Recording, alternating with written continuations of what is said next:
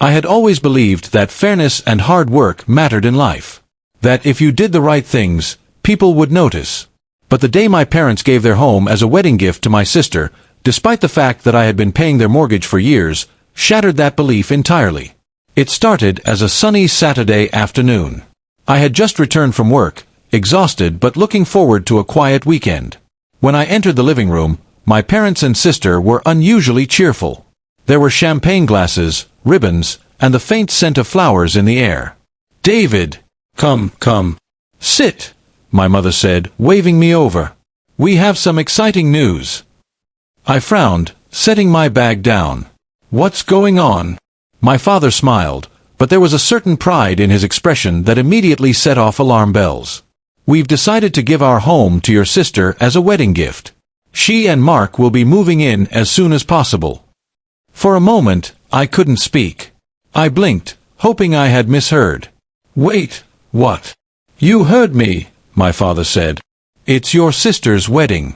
It only makes sense. We wanted to do something special for her." I felt my chest tighten. "You mean the house I've been paying for, literally helping with the mortgage every month for the last 5 years, is going to her?" "Yes, David," my mother said gently, as if she were soothing a child. "It's tradition to give the newlyweds a place to start their life together. You understand, don't you?" I stared at them in disbelief. My contributions, my hard work, the sacrifices I had made, they didn't matter. None of it counted. The home I had helped pay for wasn't mine, and apparently, it never would be. I left the living room and went outside, needing air. My hands trembled as I tried to process the injustice. I had always believed my parents appreciated my dedication, my sense of responsibility. But in one decision, they had erased years of effort, as if it never existed. Later that evening, my sister knocked on my door, smiling. "Hey, David! Aren't you excited? Our new home!" I forced a tight-lipped smile, trying to maintain composure. "Yeah, sure. Congratulations." Her smile faltered slightly. She hadn't realized the impact of their decision on me. But I didn't want her pity. I wanted acknowledgement from my parents, the people who should have seen the unfairness of this situation. Over the next few days, I confronted them multiple times. Each conversation ended the same way: polite dismissals, reminders that it was their decision, and that I should be happy for my sister. I realized then that this wasn't about fairness at all.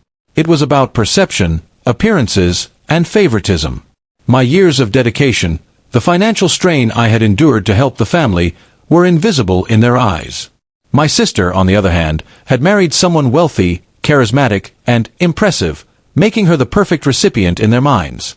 The injustice stung, but I decided that anger alone wouldn't help me reclaim what I had lost.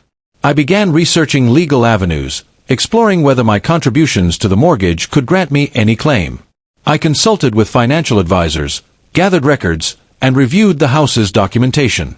A week later, I had everything prepared. I requested a meeting with my parents, laying out the facts calmly but firmly. "I want you to understand," I said, placing all the receipts and bank statements on the table. "I have been paying your mortgage for 5 years. These contributions are substantial.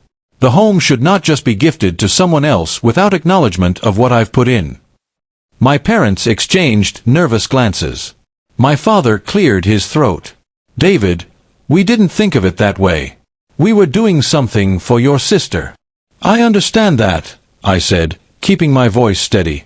"But you didn't consider that your actions disregard my contributions and the sacrifices I've made.